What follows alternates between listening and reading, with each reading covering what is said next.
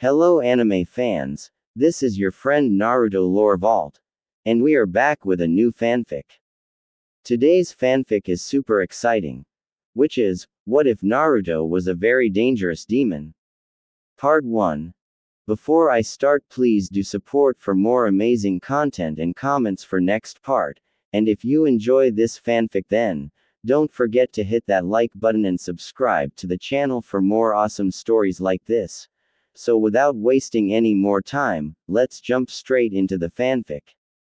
From the moment Naruto Uzumaki opened his eyes at birth, the village sensed something was different, something darker than the Nine Tails, something older than any recorded demon.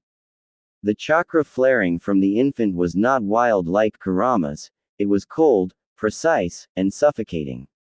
Elders whispered that this presence did not feel like a beast, it felt like an executioner. As the years passed, Naruto grew with the same mischievous smile, but there was always something quietly unsettling about him. His footsteps made Shinobi uneasy, even when he wasn't trying. The air around him felt heavier, like he carried a storm sealed beneath his skin. Children avoided him out of instinct, and even adults felt as if they stood beside a sleeping volcano. Naruto himself didn't understand what he was. He only knew that sometimes, at night, he would see memories that weren't his, glimpses of ruins, screams, ancient battles, and a silence that felt like the end of the world. He wondered why his reflection occasionally shifted, showing dark marks under his eyes and a faint shape of horns above his head. No one had answers for him, because no one dared to investigate.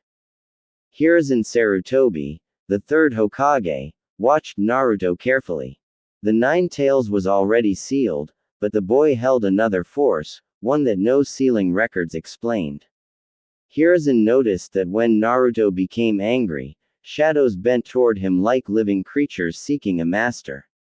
The Hokage decided to hide this truth from the council, fearing they would try to eliminate the boy before understanding him.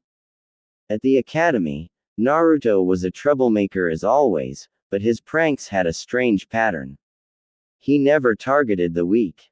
Instead, he targeted those who bullied others, as if an unseen instinct guided him to punish imbalance.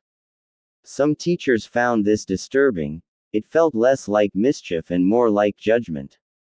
Iruka, however, sensed that Naruto was fighting something inside, keeping it from breaking free. When Naruto turned 12, the demon inside him began to awaken faster. During moments of intense emotion, the world around him slowed. Colors dimmed, chakra signatures became painfully clear, and he could feel the heartbeat of anyone near him. It felt like he was standing outside time, and everything else existed only as prey.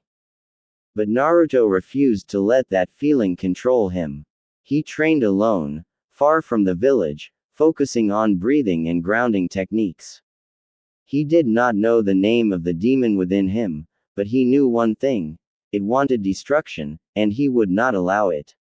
He feared one day he might lose control, and the village would suffer for it. The turning point came during the night before the Genin exam. A masked Anbu, acting on secret orders, attempted to eliminate Naruto quietly. The village elders had grown suspicious of his unusual chakra and feared he was becoming too powerful. Naruto sensed the danger immediately. The shadows around him rippled like water reacting to a dropped stone.